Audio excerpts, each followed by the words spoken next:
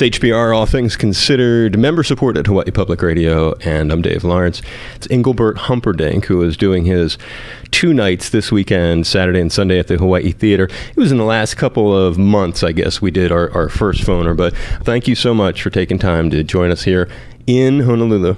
Thank you. It's nice to be with you, especially for this special occasion. But I just hope that the storm keeps away, and I've been bending God's ear, and I'm sure that he's been listening to a lot of people. I'm seizing on your optimism that the storm is going to pass by. I'm also seizing on some Hawaii history of yours in between the last time that we spoke and now.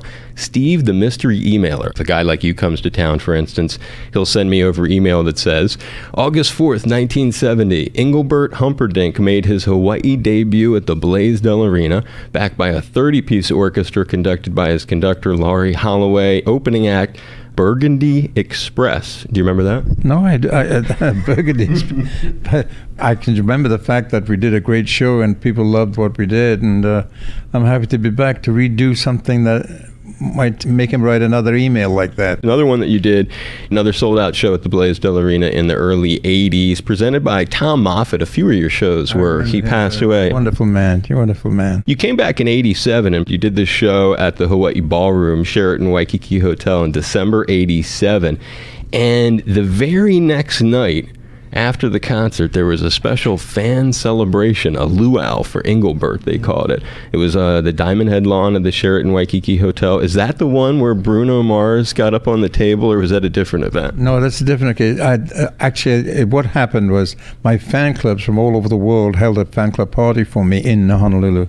The entertainment that night, believe it or not, was a young 5-year-old boy called Bruno Mars. And I said to him then, I said, Bruno, you're going to be a big star, young man. And he's not a big star, he's a mega star, you know. And now I just recorded one of his songs on my latest album. What a thrill, though, to see that. When you look back at that video, can you even believe how full circle? And then you're recording his tune, and just amazing your connection to Bruno Mars. Now, does he know about, have you had any communication with him, both about your cover or about the special that you're taping? Not yet, not as yet, no. Yeah, but I hope one day to meet him again. Any chance that he might show up at the thing? I don't know, maybe. That'd be a hell of a surprise. When you came to picking that tune, was it your idea? Did you hear it on the radio? Like, give us a little insight, because you've covered people throughout your career. What made that tune appealing to you? Just the way you are. When I heard it, well, I love his work anyway, but my producer brought the song to me, and that's how it all came about. And of course, we took it to an arranger in New York who did an amazing new style of arrangement of it, and it's a lot different to what Bruno does, but I gave it more of a ballad feel. You hit on something really key about your whole career, the arranging, and throughout your life you've tackled other people's songs, and maybe you just provided some insight. In each case, did you go to like a pro arranger who helped you come up with what would be a unique take on it? Arrangers are one of the most important people because they're the backbone to the song that they're going to put out. But I've worked with some great arrangers in my life. Johnny Harris is one of them, Les Reed and Charlie Colello. It was a really critical thing, and these days, like when you did the last record, was it one guy who you go to lean on for this stuff, or depending on the composition, are there different kinds of people you think could handle it better? It depends on the song, yeah, who the arranger's going to be, and plus the fact that you've got your producer who's very instrumental in getting these people involved as well, because I don't do it personally, so you get your producer to do it. And we've come up with some great arrangers, and I'm happy with the album. I love one of your classic ones, The Police, Every Breath You Take. I was watching you do that on a festival show. It's a huge outdoor crowd, and you're right, when you said that about the arranging, it's like, that's really, when you cover a tune, how you do it can make a big difference, and how you slow it down, the tempo, you really nailed that. Well, it was a good song. And the shows you're filming, very special this weekend. Again, we're talking with Engelbert Humperdinck. He's back in Hawaii. 2 shows, Hawaii Theater, Saturday and Sunday. And they're not just shows. You're kind of following in the footsteps of a cat that, I remember when we were talking on the phone, I'm just paraphrasing, you told me it was Elvis's Aloha from Hawaii, and you said, man, I want to do a special there someday. Yeah, well, the fact is I did watch Elvis' show, and I still watch it all the time. And it gave me that feeling, I would love to go to that Paradise Island and record a TV show. And it's finally come to pass. And so here we're going to do it. Hope it's going to be great, and I hope the audience are going to be there to help me make it great. The last time I played here, audiences were fabulous, and I'm hoping for the same kind of reaction this time, all these many years later. Really makes a difference around the world, too, huh? When people don't have English as their native language, is there any difference in that energy or reaction that you're talking about? You'll be surprised. It's amazing. I mean, I've been fortunate to have a global career, right. And I can go to places like Russia, and I can tell you something. The Russian people do not speak English very well, but they can sing my songs. I don't understand it. They come to my show, they sing along with me. And you've got some greetings, too. I was watching another cool video. Engelbert really customizes his shows when he is in a place, and I can imagine that will bring people closer to you, too. What do you say to them in Russia? Well, I know how to thank them, and I know how to say good evening, ladies and gentlemen, in every language. In Russian, it's Добрый вечер, дамы и господа, So I could say that in most languages. In Germany, Guten Abend, meine Damen und Herren, Chinese, Go away like being Hama. Say that one more time. Go away like being Hama. And it comes in handy because it crosses a bridge, right? It's like people are like, oh, this guy takes the time. It's how you carry yourself. It made me think the ability to be a performer, the unique nature of what you do on stage. We just lost Aretha Franklin. Any stories you can share? Did your paths ever cross? I wished I could, but I never did get to meet Aretha. And all my life, I mean, I've met major big names in this industry, but I never got to meet her. What made me think of her, not only, of course, her passing and what a talent she was, but I was looking, you say major names, this all-star duet released not that many years ago, too, Engelbert calling.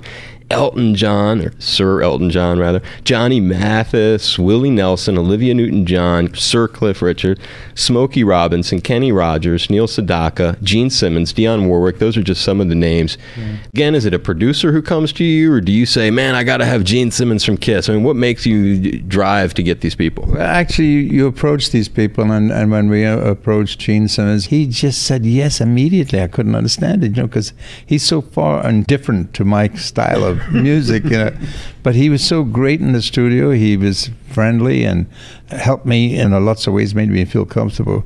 He's a major star. Had you ever met him before?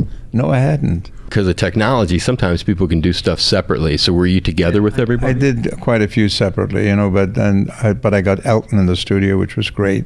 He's magic. And that goes back a long time. It does, yeah. I've known Elton a long time. 1970, approximately. When was the... Prior to that. Before that, we all had names. When we used to hang out in coffee bars in the Tin Pan Alley in London, looking for work. Were you Jerry Dorsey yet, or Jerry then? Yeah, I was Jerry then. What's the Jerry Lewis? That's how it happened, right? It was you were Arnold George Dorsey, and you became Jerry Dorsey because of your Jerry Lewis impersonation. Yeah, in the early days, you had to do something other than sing to get work when I was first starting in the business. So I did impressions, and there were very few people I did impressions of. One of them was Jerry Lewis, the other was Dean Martin, and we had a guy called Frankie Vaughan in England who was wonderful. I used to do an impression of him. Sammy Davis.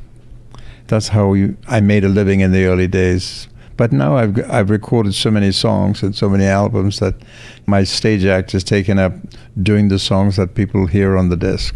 No, that leads me to my final question for you. When you think of the songs that you go to play on your show, is there one when you like to sing the words, maybe it makes you feel like sometimes songs are just part of your job, you've got to do them. Other songs you have a more personal attachment to. Sometimes I sing songs that don't belong to me. Like for instance, there's a song on my show I've never recorded. Paul Simon, I do Bridge Over Troubled Waters. My rendition gets a tremendous reaction, and it amazes me, because I haven't recorded it. It comes over great. That's one of the great songs I like to sing in the show. Is one that people know, and when you break it out live, it kind of stuns them, and there's a genuine connection. It's the magic that you do yourself on stage. You put your little touch of what God gave you and make it a different story to other people's. Right. That's what we were saying earlier. You own the song, you make it your own version, and it becomes kind of a signature thing. Bands have done that throughout history, and I'm always impressed by that. And Engelbert Humperdinck is one of those artists. We're thrilled that he took some time for us, following up his phone call. Very good man. He said he would do it, and he did. And he's in town for 2 shows, Hawaii Theater, Saturday and Sunday night, filming a TV special that will air on public television coming up later in the year, and we'll be looking forward to that. But we'll always be grateful that you took time for us here on HPR and All Things Considered. Thank you so much, brother. You're very welcome. Thank you for taking the time. Thank you. Aloha, everyone. What a treat this is. I'm Engelbert Humperdinck, and it's a pleasure to join you. It has taken a lifetime finally to achieve the incredible milestone. You and I with my dear friend Dave Lawrence. Aloha, Davy boy. When I see your face, there's not a